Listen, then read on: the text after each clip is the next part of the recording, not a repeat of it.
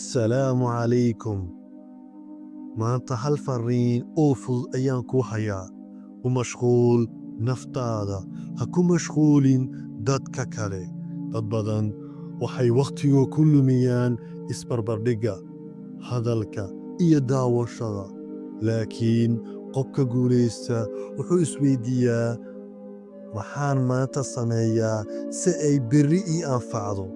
Hal saac oo aad naftaada geliso akhris, xirfad ama cibaado, run ahaantii waa horumarka sannadkan 2026.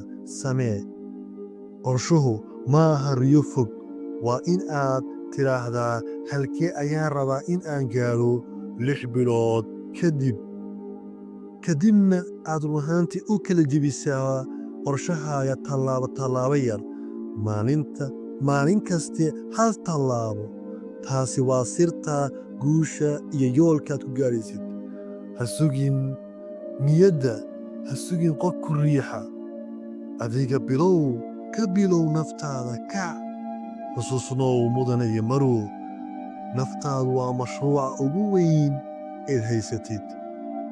Haddii aad adigu hagaajiso wakhtigaaga, naftaada iyo qorshahaaga, run ahaantii waad ku guulaysanaysaa sannadkan bilaami doona. Ku kalsoonow Ilaahay, shaqee oo ha quusan. Maanta bilow, berrina waad ku mahadsan doontaa wakhtiga aad gelisay maanta.